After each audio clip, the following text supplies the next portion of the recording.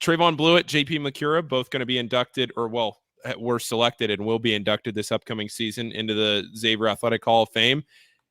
Great to see both of them go in at the same time. I think that's a lot of fun. They got to be there because that was right over the TBT week that they were, that announcement came out. Great, congratulations to both of them, and that'll be a very fun reunion this year when they both hopefully are able to make it back for that weekend. Yeah, that's what I was curious about from the fans' perspective. Were you excited about the fact that they put them both in first ballot and did it together, as opposed to either staggering them or putting Trevon in sooner?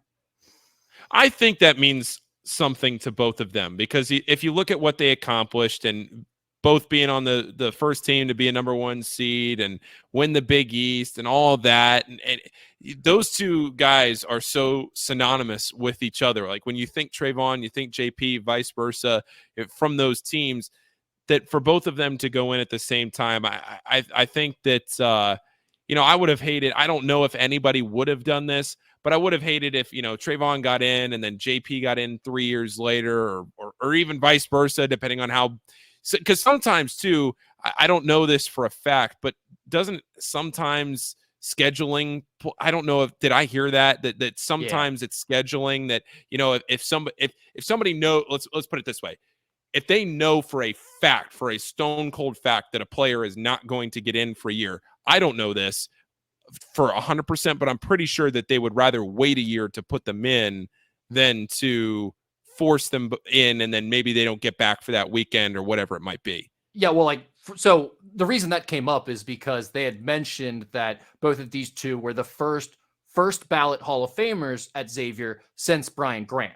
Back in, what would that have been, 94 or something? Or a little bit after, 99 maybe, whatever. So 90 that actually ended up not being true, because Lenny Brown did get it. They're trying to get the information out there quick so Sean could say it to these guys as he inducted them, and so I think they end up missing Lenny Brown. But people were saying well, what about David West? How was he not a first ballot Hall of Famer? And the answer to that was what you just pointed to. It's that he wasn't going to be able to make it back that first, after 5 years, you're eligible to get in. He wasn't going to be able to make it back, and they wanted to have him there in person. And that's probably happened with another, 1 or 2 guys, I think, where they wanted to have him. He wasn't able to make it back that 5th year, so they waited a year or 2 so he could be there in person.